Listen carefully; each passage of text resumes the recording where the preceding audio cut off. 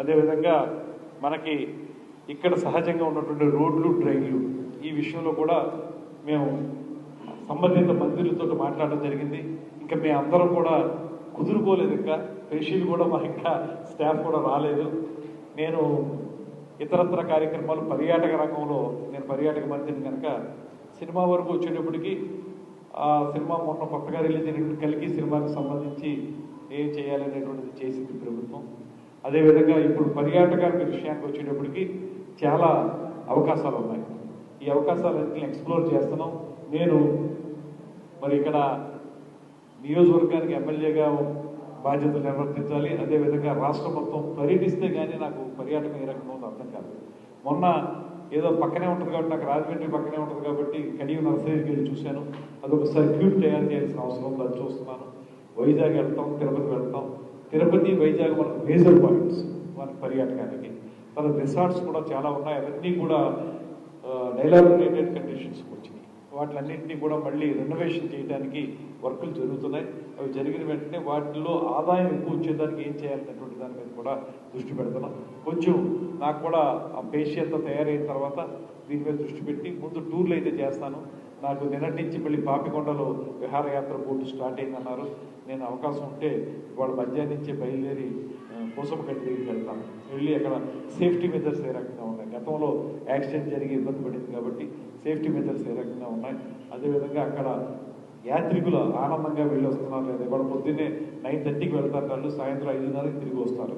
వాళ్ళు వచ్చే టైంకి ఏదైనా అవకాశం ఉంటే వాళ్ళని కలిసి వాళ్ళతో మాట్లాడి సదుపాయాలు ఎవరైనా పెంచాలనేటువంటిది మన ప్రాంతంలో ఉన్నటువంటి అద్భుతమైనటువంటి విహారయాత్రకి సంబంధించింది కాబట్టి పాపికొండల దాని విహారయాత్రకు సంబంధించి కూడా వెళ్తాను. ఓవరాల్గా కొంచెం ఈ బాధ్యతలు ఇక్కడ జిల్లా కేంద్రమైనటువంటి రాజమండ్రి, అదేవిధంగా రాష్ట్రం ఇవన్నీ చూసుకోవాల్సిన బాధ్యతలు ఉన్నాయి. వీటన్నిటిలో మీ అందరి సహకారం కూడా ఎల్లవేళ్ళ ఉండాలని మనస్ఫూర్తిగా కోరుకుంటున్నాను. అంటే మీ ద్వారానే కదా మా విషయాలు ప్రజలకు తెలిసింది, అయితే జాగ్రత్తగా తెలియజెప్పమని మిమ్మల్ని అందరికీ కోరుకుంటూ సెలవు. చిన్నకాశీ రేవుకి వంతెన నిర్మాణం కూడా ఇప్పుడు మనకి ఆర్ఓబితో కలిసి ప్రపోజల్లో ఉందండి. అది ఇప్పుడు నేను అది కూడా చూశాను. ఇప్పుడు మనకి ఇది ట్రాక్ మీద ఆర్ఓబి ఉన్నారు కదా, దాంతో పాటు ఈ ప్రపోజల్ కూడా ఉంది అందులో. అంటే వీళ్ళు ఎవరు నడపలేదండి దాని ముందుకి. ఇప్పుడు దాన్ని చిన్నకాశీ రేవు వంతెన విషయంలో కూడా దాని మీద కూడా స్టడీ చేయాలి. ఇంకాను నేను ఫిజికల్ విజిట్ కూడా పెట్టుకుంటున్నాను ఆ ప్రాంతానికి, చూసి దాన్ని ఏ రకంగా ముందు తీసుకెళ్ళి కన్సర్న్ మినిస్టర్స్ ఎవరు అనేటువంటిది కూడా చూసి, ఏం చూసినప్పటికీ కూడా ఆఫ్ ది రికార్డ్ ఏంటంటే డబ్బులు లేవు. మొత్తం ఊడ్ చేసి నొల్లేసుకుని పోయారు. అది ఎక్కడ ఎలా ఖర్చు పెట్టాలో పెట్టింది.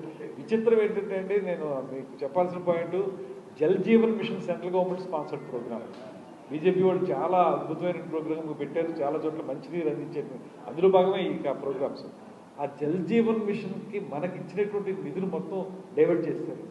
₹1 జల్ జీవన్ మిషన్ ఖర్చు పెట్టలే ఈ రాష్ట్రం గడిచిన రాష్ట్ర ప్రభుత్వం. ఆ జల్ జీవన్ మిషన్ సంబంధించిన నిధుల్ని మళ్ళీ ఎలాగా ఏంటో అర్థం కాదు. ఇప్పుడు వెళ్ళిపోయిన నిధులు ఎవరిస్తారు, మళ్ళీ మనకి ఎవరో. ఇవన్నీ కూడా చాలా పెద్ద సవాల్స్ అయిపోయినాయి మనకి. ఇవన్నీ వాళ్ళు జల్ జీవన్ మిషన్ని పాడు చేశారు, ఆ డబ్బులు డైవర్ట్ చేశారు. వీటికి ప్రపోజల్స్ అయితే పెట్టారు కానీ గొప్పగా ఏ ఒక్కటి ముందుకు తీసుకెళ్ళలేదు. దానికి ఏంటంటే అండి, పొలిటికల్ విల్ లేదు ఆ ప్రభుత్వానికి. రాజకీయ చిత్తశుద్ధి అంటాం కదా, అది లేదు. ప్రభుత్వం ప్రాధాన్యతలు వేరు. ఏ మినిస్టరు ఏ ఎమ్మెల్యే వెళ్ళి చెప్పడానికి కూడా అవకాశం లేదు వాళ్ళకి. మాకు ఇది కావాలడిగితే చాలా వెళ్ళి పక్కకెళ్ళి అన్ని పరిస్థితి వచ్చింది. అడిగితే ఉద్యోగం పోతేమని భయం వీళ్ళకి. ఇలాంటి పరిస్థితి ఆ రోజు మనం చూసాం. ఇవాళ అయితే ఖచ్చితంగా దీని మీద దృష్టి పెడతాం. కొంచెం ప్రగతి మీద లేకపోతే అభివృద్ధి మీద విజన్ ఉన్నటువంటి ముఖ్యమంత్రి గారు ఉన్నారు కనుక, అదేవిధంగా ప్రజలకు మంచి చేయాలనేటువంటి ఉప ముఖ్యమంత్రి గారు ఇద్దరు ఉన్నారు కనుక మేము కూడా చనువుగా వెళ్ళి చెప్పగలుగుతున్నాం.